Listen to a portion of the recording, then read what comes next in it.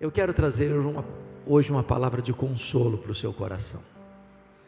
O texto que eu vou ler está em 1 Samuel. 1 Samuel capítulo 1. Peço que você abra comigo nesta passagem.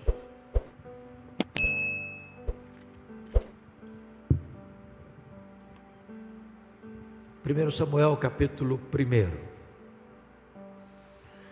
Começando com o verso 1, diz assim, eu estou seguindo a versão revista e atualizada, e diz, houve um homem de Ramataim Zofim, da região montanhosa de Efraim, cujo nome era Eucana, filho de Jeroão, filho de Eliú, filho de Tou, filho de Zufi, efraimita. Tinha ele duas mulheres, uma se chamava Ana e a outra Penina. Penina tinha filhos, Ana, porém, não os tinha. Este homem subia da sua cidade de ano em ano a adorar e a sacrificar ao Senhor dos Exércitos em Siló. Estavam ali os dois filhos de Eli, Rofini e Finéias, como sacerdotes do Senhor. No dia em que Eucana oferecia o seu sacrifício, dava ele porções deste a Penina, sua mulher, e a todos os seus filhos e filhas. A Ana, porém, dava porção dupla, porque ele a amava, ainda mesmo que o Senhor a houvesse deixado estéril. A sua rival a provocava excessivamente para a irritar, porquanto o Senhor lhe havia cerrado a madre. E assim o fazia ele de ano em ano. E todas as vezes que Ana subia à casa do Senhor, a outra a irritava, pelo que chorava e não comia. Então Eucana, seu marido, lhe disse, Ana, por que choras? E por que não comes? E por que estás de coração triste? Não te sou eu melhor do que 10 filhos?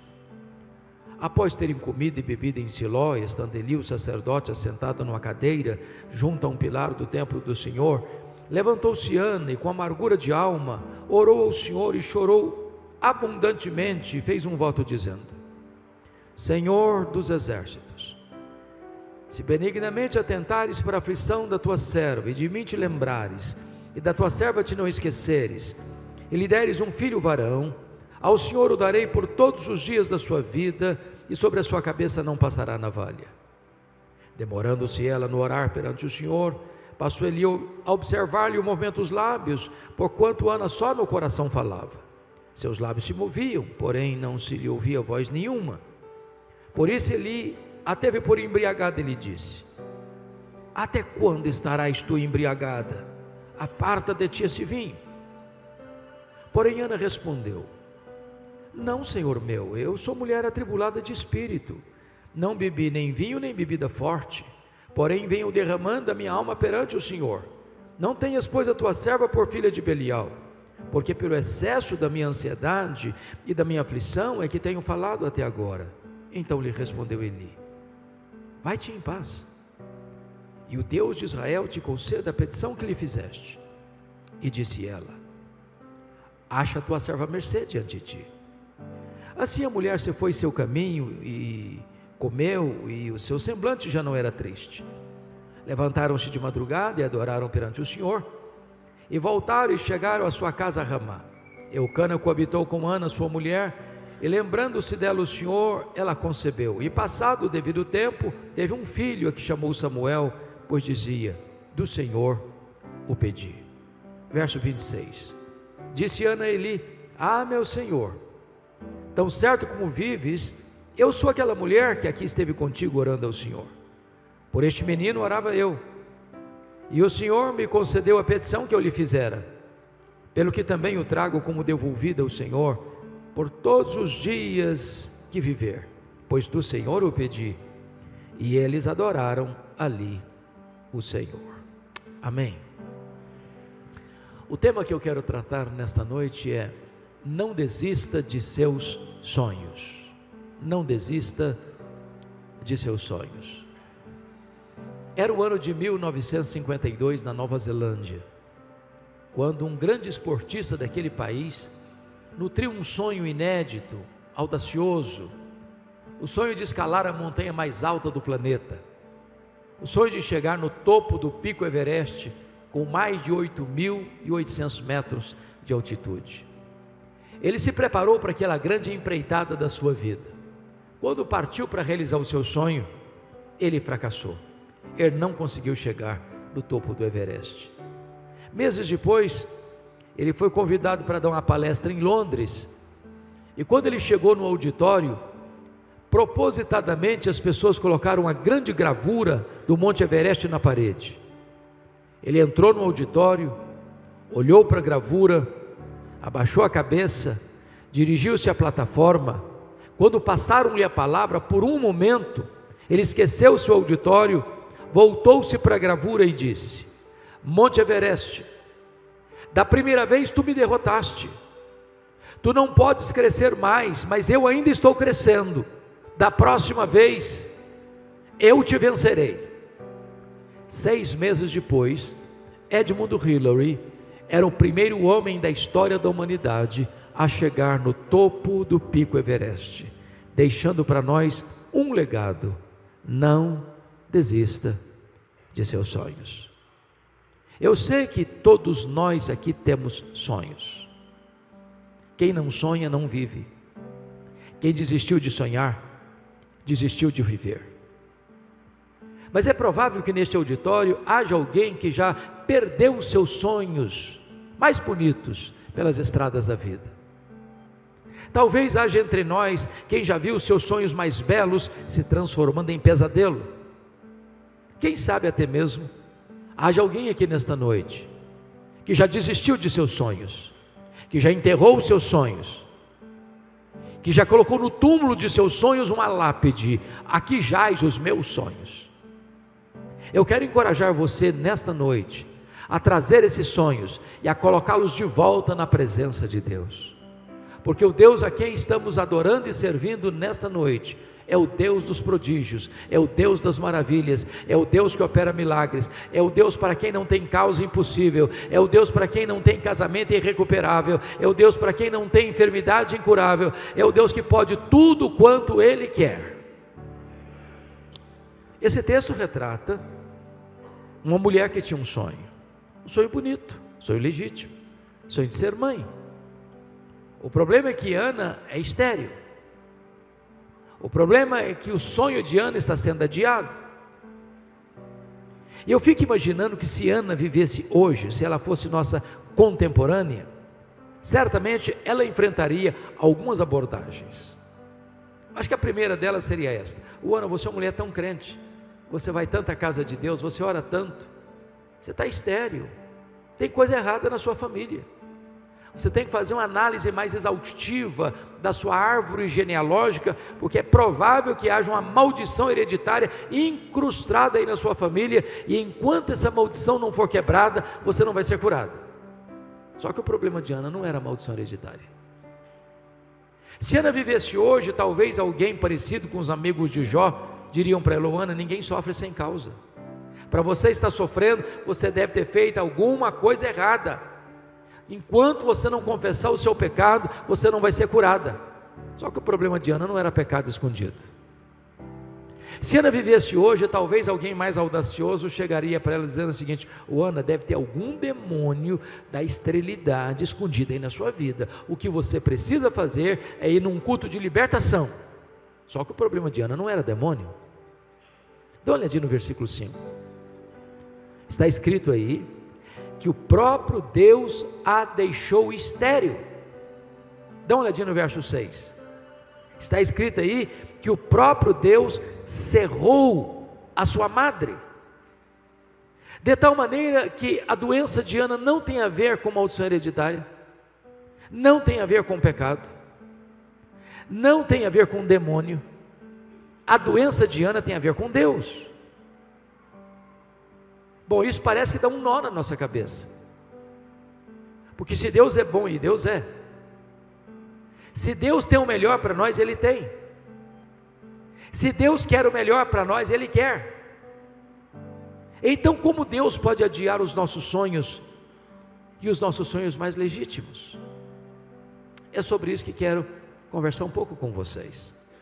Em primeiro lugar, Deus adia os nossos sonhos para nos ensinar a grande verdade de que o Deus das bênçãos é melhor do que as bênçãos de Deus. A maior necessidade nossa não é da bênção, é do abençoador. Não é da dádiva, é do doador. não é de coisas, é de Deus. Nós poderíamos ter todas as dádivas de Deus, podíamos ter saúde, família, amigos, prestígio, dinheiro, sucesso profissional, mas se nós não temos Deus, tudo isso não é capaz de preencher o vazio do nosso coração. A maior necessidade nossa, portanto, é do próprio Deus. Porque o sonho de Ana foi adiado, ela passa a buscar a Deus como nunca buscara antes. Ela passa a ter experiências com Deus como nunca tivera antes. Às vezes Deus adia os nossos sonhos, para que nós coloquemos Ele, Deus, no topo do nosso coração, da nossa vida e da nossa agenda. Segundo lugar, por que Deus adia os nossos sonhos? Deus adia os nossos sonhos para nos ensinar que tudo o que temos, tudo o que somos, veio de Deus, é de Deus e deve ser devolvido para Deus. Ana disse para Eli: por este menino orava eu, pelo que o trago como devolvido ao Senhor por todos os dias da sua vida. Notem isso, se Ana não tivesse esse entendimento, ela teria feito de Samuel um ídolo na sua vida. A vida dela estaria gravitando ao redor de Samuel. Mas porque ela entendeu que Samuel viera de Deus, que Samuel pertencia a Deus, ela não tem dificuldades de devolver Samuel para Deus. Aliás, quando ela pede um filho para Deus, ela não pede para ela: se tu me deres um filho varão, ao Senhor o darei por todos os dias da sua vida. Mesmo sabendo que Eli já era um sacerdote idoso, mesmo sabendo que os filhos de Eli, Rofini e Finéias, não eram homens fiéis a Deus, ela não titubeia, ela não retrocede, ela não recua, e ela cumpre o seu compromisso com Deus e consagra o seu filho para Deus. Entendamos isso. Às vezes nós pedimos para Deus uma bênção e Deus não-la concede, e aí nós transformamos a bênção num ídolo. Nós substituímos o doador pela dádiva, o abençoador pela bênção. Por exemplo, pedimos para Deus prosperidade, e Deus dá prosperidade. A Bíblia diz que a bênção do Senhor enriquece e com ela não tem desgosto. A Bíblia diz: riquezas e glórias vêm de ti. É Deus quem fortalece as nossas mãos para adquirirmos riquezas. Aí a pessoa começa a prosperar. Todo ano acrescenta mais um item no seu imposto de renda, mais um carro, mais um sítio, mais um lote, mais um apartamento, mais uma casa, mais um investimento, mais dinheiro no banco. Aí a pessoa já não tem tempo mais para Deus. Ela não pode vir numa reunião de oração da igreja mais, ela não pode frequentar um pequeno grupo mais, ela não pode vir numa vigília de oração mais, porque ela está tão ocupada cuidando das bênçãos de Deus, que ela não tem tempo mais para Deus.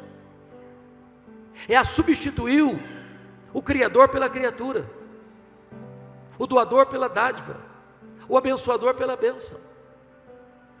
Meus amados, precisamos entender que tudo que nós temos e tudo que nós somos veio de Deus, é de Deus e deve ser devolvido para Deus. A vida que temos é de Deus, a família que temos é de Deus, a casa que moramos é de Deus, o carro que andamos é de Deus, a saúde que temos é de Deus, o trabalho que temos veio de Deus, tudo veio de Deus. Então devolva para Deus o melhor daquilo que Deus lhe tem dado.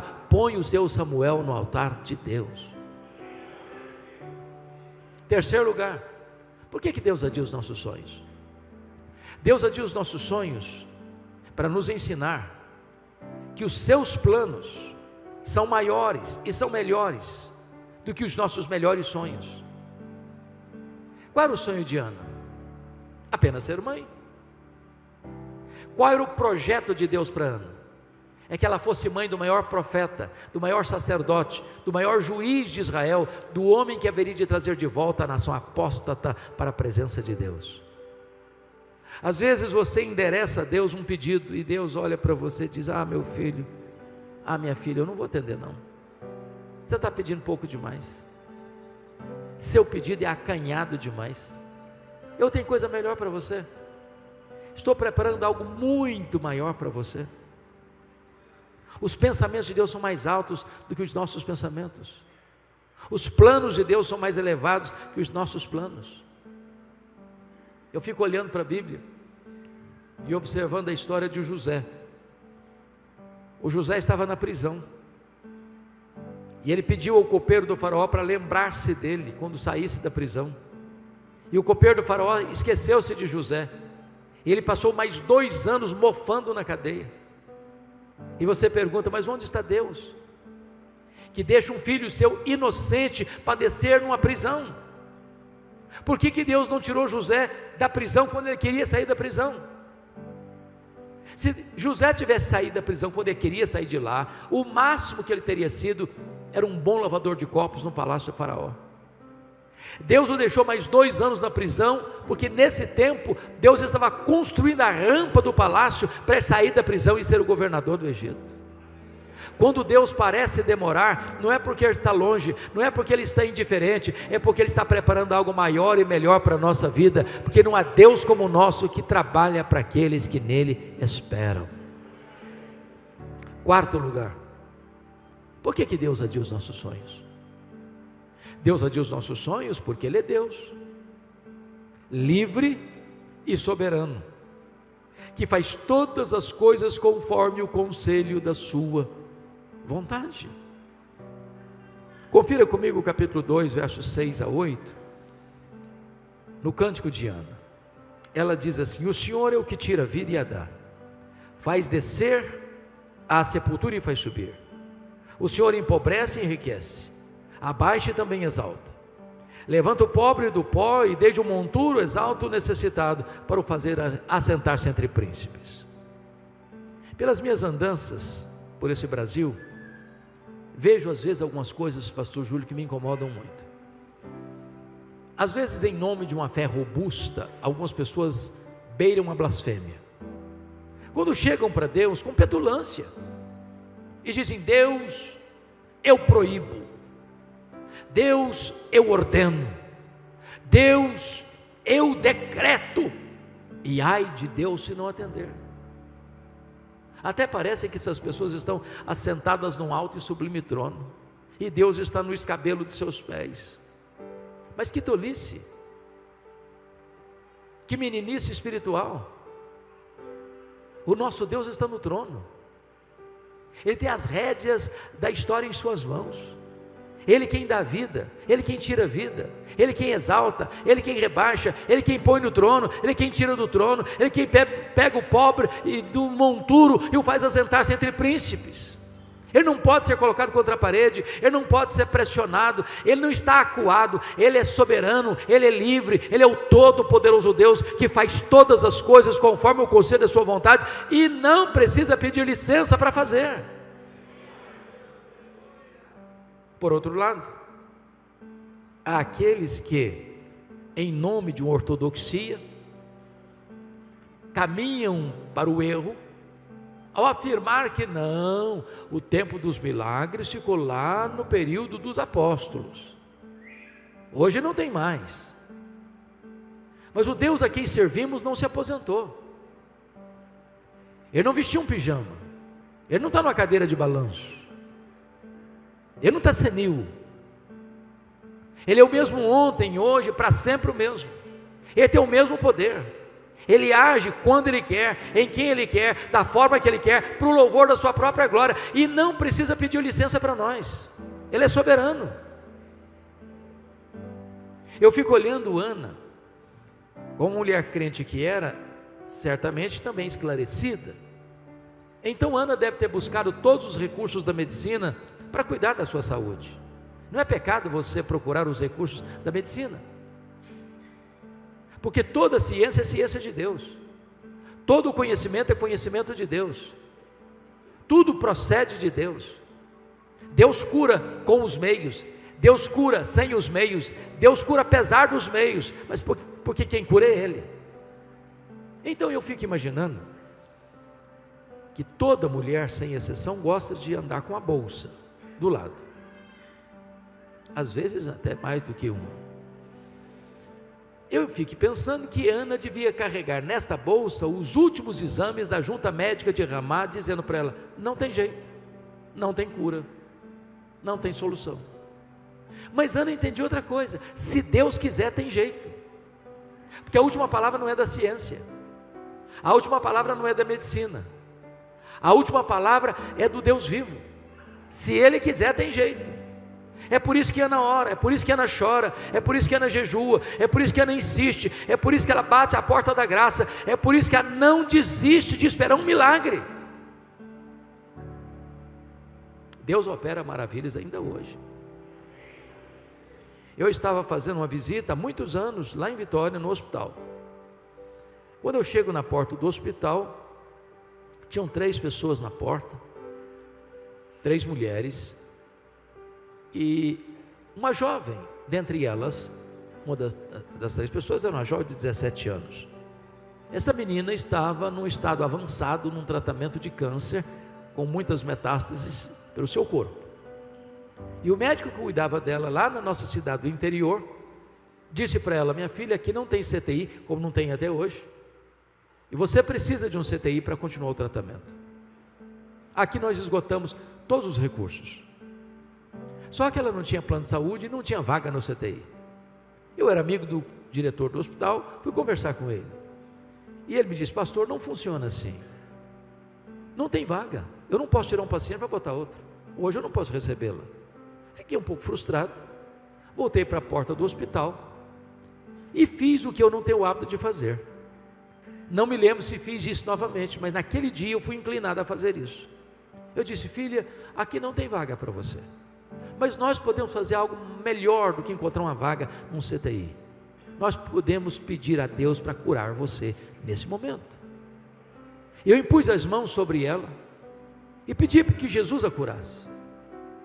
Quando eu terminei de orar, aproxima-se um rapaz que também conhecia aquela moça, era também da minha cidade. Disse: eu conheço você, e você tem um primo que é médico numa outra cidade do município, numa outra cidade do estado, e lá tem CTI. Então vamos ligar para lá agora. Peguei o telefone, liguei, ele atendeu. Falou: pode trazer minha prima para cá, aqui tem CTI, aqui tem vaga, traga todos os exames que eu quero olhar. Ela foi 190 quilômetros. Quando chega lá, ele constata a gravidade do problema pelos exames, submeteu-a a novos e rigorosos exames e não encontrou absolutamente nada no seu corpo. Aquela moça voltou para sua casa naquele mesmo dia. Todos os anos eu prego lá na minha igreja, na minha cidade, período de Natal e Ano Novo. O ano passado, pregando lá, terminado o culto, fomos tirar algumas fotos com algumas pessoas. Aproxima-se uma jovem senhora, bonita inclusive, dos seus 37, 38 anos, e fez-me uma pergunta que nunca se deve fazer a um pastor. E a pergunta é esta: o senhor se lembra de mim? Nunca faça essa pergunta a um pastor, porque vai constrangê-lo. Eu olhei para ela, tornei a olhar, e disse: a senhora me perdoe, mas eu não estou lembrando da senhora não. Ela me respondeu: eu sou aquela moça que o senhor orou há 20 anos, lá na porta do hospital. Jesus me curou naquele dia, e nunca mais eu tive qualquer sintoma da doença. Jesus me curou. O que eu estou lhe dizendo é que se Jesus quiser, tem jeito. Não estou falando que todas as pessoas pelas quais eu, você, ou o pastor Júlio, ou qualquer de nós aqui vai orar e que vai ser curado, não estou afirmando isso. O que eu estou afirmando é que se Deus quiser, tem jeito. Então não desista de seus sonhos, lute por eles, ore por eles, chore por eles, jejue por eles. Não desista de ver Deus fazendo algo extraordinário na sua vida. Mas agora,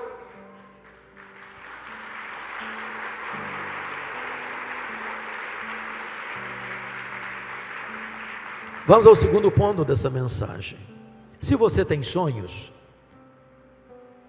tenha cautela e muito cuidado, porque existem assassinos de sonhos soltos por aí que querem matar os seus sonhos. E Ana teve que lidar com 3 assassinos de sonhos. A primeira pessoa que quis matar o sonho de Ana foi a sua rival Penina. A Bíblia diz que Penina irritava Ana, provocava Ana. Mormente, quando Ana subia à casa de Deus, à casa do Senhor, a Penina irritava de tal maneira que ela começava a chorar. Ana perdia o apetite, entrava em depressão. Eu não sei o que é que Penina dizia para Ana, mas uma coisa eu tenho certeza: Penina não era uma mulher de Deus, porque gente de Deus não vive para infernizar a vida dos outros. Gente de Deus é bálsamo, gente de Deus é aliviador de tensões. Mas à luz do versículo 6, eu acho que a Penina dizia mais ou menos o seguinte para Ana: Ana, você é uma mulher tão crente, você vai tanto à casa de Deus, você ora tanto, você chora tanto, está aí estéril. Eu não sou crente igual você, eu não frequento a igreja igual você, eu não oro igual você, aí estou cheio de filhos e filhas. Se esse negócio de orar funcionasse, você não estava nessa. Tem muita gente assassina de sonhos dizendo para você: é isso aí, você está doente, você não ora, você não é crente, você não é dizimista, está passando uma magrela aí, está passando um aperto aí, esse negócio de orar vai nada, não funciona não. Quer plantar na sua mente a dúvida, dizendo que se você é crente, você não pode ficar doente, você não pode ficar desempregado, você não pode ter crise financeira, você não pode passar por problema. Jesus nunca prometeu, nem para você e para mim, que nós não teríamos aflições neste mundo. O que Ele prometeu é estar conosco todos os dias, até a consumação dos séculos. A segunda pessoa que quis matar os sonhos de Ana foi o sacerdote Eli. Todo ano, Ana subia a Siló. Não consta o texto que nenhuma dessas idas, nem Eli, nem Rofini, nem Finéias, olhasse para Ana, conversasse com Ana, orasse com Ana, orasse por Ana, chorasse com Ana. A primeira vez que o sacerdote dirigiu a palavra para Ana, foi para sacar contra ela um pesado libelo acusatório, chamando-a de filha do demônio, filha de Belial, de bêbada e embriagada, dentro da casa de Deus. Eu acho até mesmo que se a Ana fosse da igreja Nova Batista, ela ia sair da igreja. Eu acho que ela faria até um pouco mais. Eu acho que ela ia fazer uma campanha para tirar o pastor Eli da igreja. Por muito menos as pessoas fazem isso hoje. Você conhece crente cristal? Porcelana? Qualquer coisinha se milindra, qualquer coisinha, então eu nunca mais volto nessa igreja. Ana era uma mulher madura, uma mulher que tinha tutano espiritual. Ela disse: não, meu senhor, não estou bêbada não, eu sou uma mulher atribulada de espírito, o que eu estou fazendo é derramando a minha alma perante o meu Deus. Mas havia um terceiro assassino de sonho na vida de Ana: Eucana, seu marido. Pasmem vocês, Eucana era um maridão, era um homem presente, um homem amoroso, um homem provedor. Mas o Eucana tinha um problema: cabeça dura demais. Eu acho que ele não acreditava em milagres, porque conhecia a história da redenção. Ele sabia como Deus havia curado Sara, ele sabia como Deus havia curado Rebeca, ele sabia como Deus havia curado Raquel. Ele via Ana chorando, ele via Ana orando, ele via Ana clamando a Deus constantemente para ser curada. Não consta a Bíblia em momento nenhum que ele chegasse para ela dizendo: Ana, eu vejo que você ora, eu vejo que você jejua, eu vejo que você pede, conta comigo, eu estou do seu lado, eu vou orar com você, eu vou orar por você, quem sabe Deus faça um milagre na sua vida. Não consta a Bíblia que ele tenha feito isso. Mas o versículo 8 consta que ele chamou Ana para uma conversa. Eu vou parafrasear essa conversa. Eu acho que foi mais ou menos o seguinte: Ana, vem cá, filha, vem cá, eu preciso bater um papo com você. Ô Ana, falando sério, não dá mais. Esse negócio de ser mãe está virando uma obsessão na sua vida. Você está doente, mulher, você só sabe chorar. Para com isso, chega. Você não sabe que a junta médica de Ramá já deu o diagnóstico que não tem cura? Para que você insiste? Aliás, Ana, você não está nem aproveitando o maridão que você tem. Você não sabe que eu sou melhor que 10 filhos para você? Se fosse hoje eu diria: o Ana, pense em mim, liga para mim, chore por mim, não chore por ele, Ana. Tem assassino de sonho aí bem perto de você, cuidado. Não desista de seus sonhos. Terceiro e último ponto: o que fazer quando os nossos sonhos estão sendo adiados? Ana nos ensina 3 coisas. Primeiro, se os seus sonhos ainda estão sendo adiados, continue crendo, continue orando, continue jejuando, continue chorando, continue batendo a porta da graça de Deus. Não retroceda, não pare, não desista, ande um pouco mais, chore um pouco mais, ore um pouco mais, jejue um pouco mais, persevere um pouco mais. Tem gente que joga a toalha cedo demais, tem gente que desiste no meio da caminhada, tem gente que para no limiar da terra prometida. O tempo nosso não é o tempo de Deus. Então continue, então prossiga. Meus irmãos, quantos casamentos acabaram porque faltou um pouquinho mais de paciência, um pouquinho mais de ternura, um pouquinho mais de perdão. Não desista, não abra mão da vitória. Me permita ilustrar. Norman Vincent Peale foi um pastor metodista. Ele escreveu o seu primeiro livro, O Poder do Pensamento Positivo, e procurou uma editora para publicar o seu livro. Acho que quase todo o primeiro livro de um escritor, ele vai ter problema para publicar, via de regra. Não é que as editoras olharam e não gostaram do conteúdo, não. Elas têm medo de investir. Aí dão uma desculpa: não, esse ano não dá, esse ano não faz parte da filosofia, não faz parte do calendário, quem sabe o ano que vem, quem sabe outra oportunidade, e vão dando algumas desculpas. Então, quando ele bateu nas portas e nenhuma porta se abriu, ele ficou muito frustrado.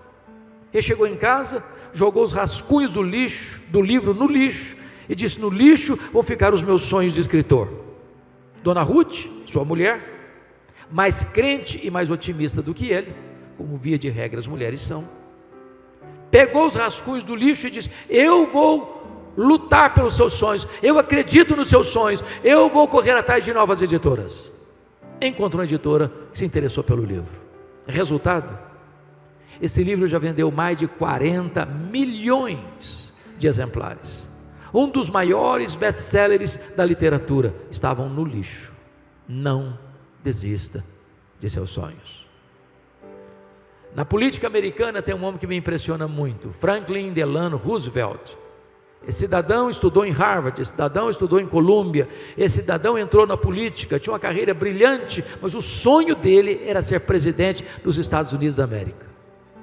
Aos 39 anos de idade, ele sofreu poliomielite, ficou paraplégico numa cadeira de rodas. Alguém se aproxima dele e diz: numa cadeira de rodas você nunca será presidente dos Estados Unidos da América. Ele respondeu: pois eu nunca vou desistir. Foi o único homem até hoje na história americana que foi eleito e reeleito presidente dos Estados Unidos da América 4 vezes consecutivas numa cadeira de rodas. Não desista de seus sonhos. A segunda coisa que Ana fez quando o seu sonho foi adiado é que ela creu na promessa da palavra de Deus, conforme o versículo 17. Isso me impressiona, pastor Júlio, porque o sacerdote ali acabara de falar uma tolice para Ana, chamando-a de bêbada, dentro da igreja. Essa palavra Ana não hospedou no coração. Eu já vi tantas vezes nos meus 43 anos de ministério, quanta gente doente emocionalmente, porque um dia escuta uma palavra envenenada do pai, da mãe, do marido, da esposa, do patrão, e aquilo adoeceu a alma. Me permita dizer uma coisa: se alguém proferir uma palavra envenenada para azedar a sua vida, não acolha essa palavra. Você não é o que as pessoas dizem que você é. Você nem mesmo é quem você pensa que você é quem Deus diz que você é. Mas agora esse homem abre a boca, e ele é um profeta de Deus, quando diz para Ana: vai em paz para a tua casa, e o Deus de Israel te conceda a petição que lhe fizeste. Essa palavra é boa, essa palavra ela acolheu no coração, e essa palavra trouxe 2 curas para Ana. Lá em Siló, Deus curou a sua alma, Deus curou as suas emoções, que quando ela saiu de lá, o rosto dela resplandecia, a Shekinah de Deus estava no rosto dela, havia um semblante novo na vida dela, a tristeza tinha ficado para trás, ela tomou posse da promessa da palavra de Deus. Mas diz o texto, que ela desceu para Ramá com seu marido, coabitou com seu marido, Deus se lembrou dela, ela concebeu, ela deu à luz a um filho, a quem pôs o nome de Samuel. Então lá em Siló, Deus curou a sua alma, lá em Ramá, Deus curou o seu ventre. Lá em Siló, ela creu, lá em Ramá, o milagre aconteceu. Lá em Siló, ela tomou posse da promessa, lá em Ramá, o milagre tornou-se realidade na sua vida. Agora, notinha de rodapé. O que Ana fazia? Constantemente, chorava. Humanamente falando, um homem não é atraído por uma mulher não atrai o seu marido com o rosto coberto de lágrimas. Ela quer ser mãe, mas ela não consegue sequer atrair o próprio marido. Eu fico imaginando, brincando um pouco com vocês, que quando Ana saiu de Siló, rosto brilhando, eu acho que ela passou os melhores cosméticos, botou o melhor perfume, colocou a melhor roupa, e o Eucana disse: uau, vai ter avivamento lá em casa hoje?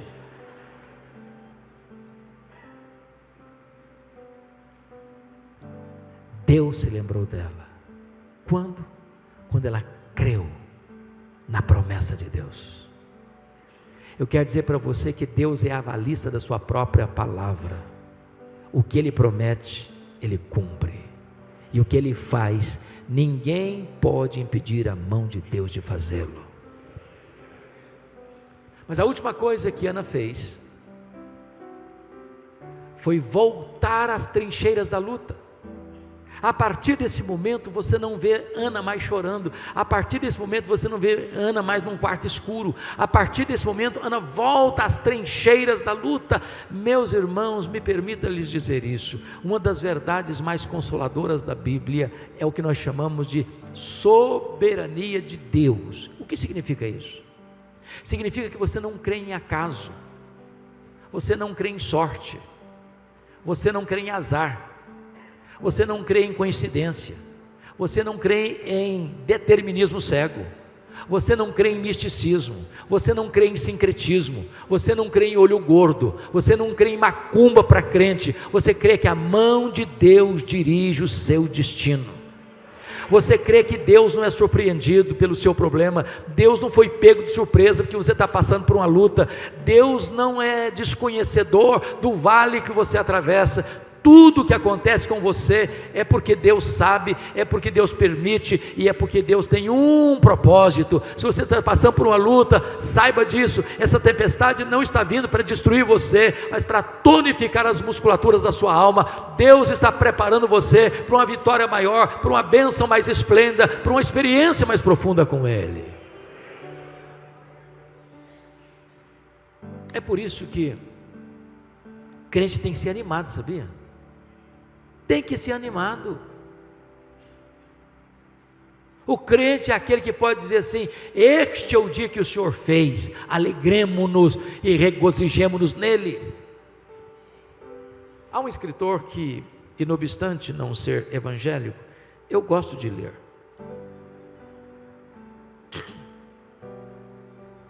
Og Mandino, não sei se você já leu O Maior Vendedor do Mundo, vale a pena. Mas o que me impressionou em Og Mandino não foram nem suas obras não, foi a sua biografia. Aos 35 anos ele estava falido, bêbado, caído numa sarjeta, abandonado pela mulher, pensando em suicídio. 10 anos depois, aos 45 anos, Ele estava no topo da fama mundial, escrevendo livros lidos e traduzidos no mundo inteiro, encorajando as pessoas a viverem com otimismo. Eu fico pensando, se um cara que nem crente consegue viver com otimismo, e você, que é filho de Deus, que tem seu nome escrito no livro da vida, que foi selado com o Espírito Santo, que está aguardando a gloriosa volta do Senhor Jesus, você tem que ser animado, meu irmão. Para de reclamar da vida. Mas o Og Mandino, no seu livro autobiográfico, dá uma boa dica para você começar o seu dia animado. E é muito simples a dica dele. Você quer começar o seu dia animado? Diz ele, faz o seguinte, naquela época, hoje não dá mais, compre o melhor jornal da sociedade, porque hoje não compramos mais jornal, não é verdade? Você tem tudo aí no seu smartphone, mas então abra o seu smartphone, no melhor jornal, eu não sei se é Folha, se é Estadão, da sua preferência. Agora, você não é tão corajoso, audacioso, a ponto de querer começar o seu dia lendo as páginas políticas. Você vai ficar depressivo, você vai ficar com raiva, você vai perder seu dia, então pula logo essa página. Claro, você também não é tão corajoso a ponto de querer começar o seu dia lendo as páginas econômicas, porque a coisa está feia para o nosso lado. A taxa de juros está 15% ao ano, a economia está derretendo, e você vai ficar em pânico, então pula também a página econômica. Bom, é claro que você também não é tão corajoso assim para que começar o seu dia lendo as páginas policiais, você vai ficar com medo até de sair de casa, então pula essa página também. Bom, claro, você também não vai querer começar o seu dia lendo as páginas esportivas. De repente você é corintiano, não conseguiu ir para a Copa, está passando uma crise madonha, e aí você vai ficar triste, deprimido, então pula também essa página. Você quer começar o seu dia animado mesmo? Diz ele, começa lendo a página do obituário, a lista das pessoas que morreram. Só um detalhe, você tem que ler tudo. Tudo. Lê nome grande não, porque tudo. Quando você terminar essa leitura, você vai descobrir algo fantástico. Você vai descobrir que o seu nome não está nessa lista. Você vai descobrir que as pessoas que estão nessa lista dariam tudo para estar no seu lugar. Você vai descobrir que você está vivo, e se você está vivo, um milagre de Deus pode acontecer na sua vida hoje. Não desista de seus sonhos.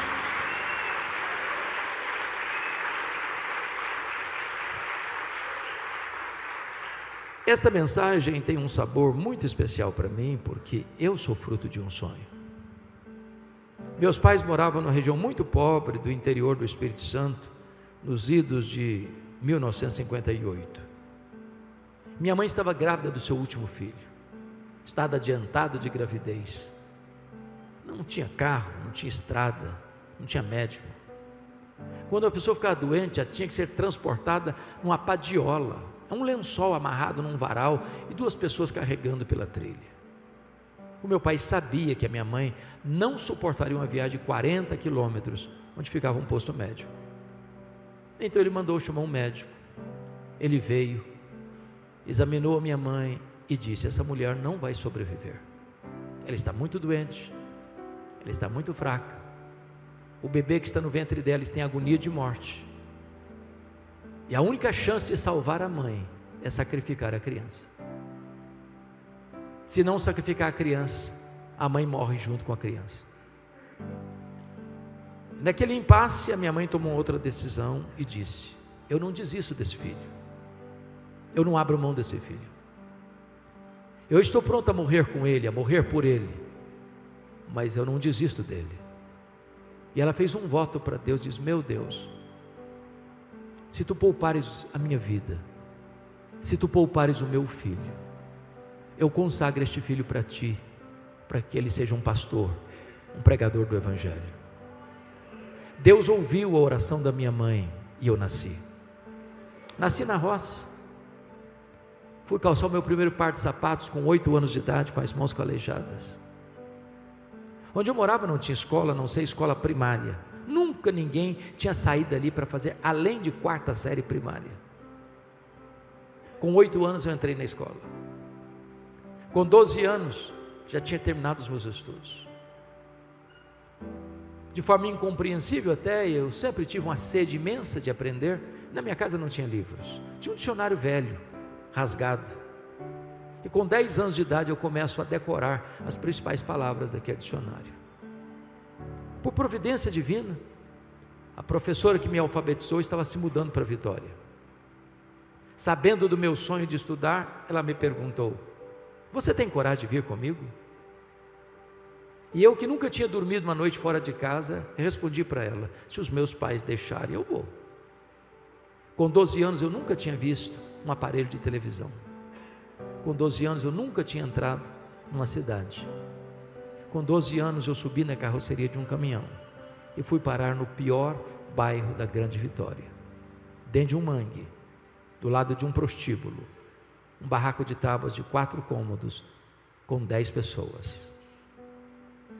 Um dos meus últimos livros eu dediquei a essa professora, e até hoje eu não consigo entender como é que ela me levou para a casa dela. Ela tinha 1000 motivos para não botar mais ninguém na sua casa, tão pequena. Mas foram tempos dificílimos. Muitas vezes eu namorei um pão de sal na vitrine de um botequim, com muita fome, e não tinha dinheiro para comprar um pão de sal para comer. Muitas vezes procurei açúcar, farinha para comer, não tinha açúcar ou farinha para comer, e eu chorava muito. Mas eu tinha um sonho, eu queria lutar por ele. Mas pasmem vocês, o meu sonho era ser político e advogado. Naquela época as eleições eram realizadas nos palanques, as campanhas eram nos palanques em praça pública. Enquanto o último orador não descia do palanque, as luzes não apagavam, eu não ia embora. No dia que eu fiz 18 anos, eu tirei meu título e me filiei num partido. Eu tinha sonhos. Até o dia que eu conversei com um presbítero, homem de Deus, e contei para ele os meus sonhos e disse: depois que eu realizar os meus sonhos e for um político de projeção e um advogado de sucesso, eu quero encerrar minha biografia entrando num seminário para pregar o evangelho no final da minha vida. E esse homem literalmente botou o dedo no meu nariz e com a autoridade de Deus ele disse: você quer dar as sobras para Deus. Deus quer você agora, Deus quer você na sua juventude, Deus quer a sua força e a sua inteligência hoje. E aquela palavra entrou no meu coração como uma flecha. Eu saí dali 1000% convencido de que ali Deus estava me chamando para o ministério. Se eu tivesse 10 vidas, eu queria ser pastor nas 10. A primeira pessoa que eu comuniquei sobre o meu chamado foi para minha mãe. Ela era uma mulher analfabeta, mas sábia. Ela nunca me contou o projeto dela com Deus. Ela pensava: se eu contar, ele vai para um seminário sugestionado. O Deus que fez o milagre da minha vida vai fazer na vida dele. Quando eu liguei para ela, disse: mamãe, os meus sonhos mudaram. Jesus me chamou para o ministério, eu vou para o seminário. Eu disse: meu filho, por esta causa eu já orava antes de você nascer. Antes da minha mãe partir para Jesus, ela me chamou à sua casa e me contou toda essa história. E me disse mais: meu filho, nesses anos todos, eu nunca deixei de me levantar de madrugada, dobrar os meus joelhos e pedir para Deus capacitar você, para Deus levantar você, para Deus instrumentalizar a sua vida. E eu chorei muito com ela. E disse: mamãe, a senhora está me ensinando a lição mais importante da minha vida. A senhora está me ensinando que um filho nunca é pobre se tem uma mãe que ora por ele. A senhora está me ensinando que o mais importante não são os meus sonhos, mas o plano de Deus para a minha vida. Então eu quero encerrar minha mensagem na contramão do meu tema e dizer a você: desista de seus sonhos. Desista de seus sonhos, mas nunca desista do plano de Deus para a sua vida.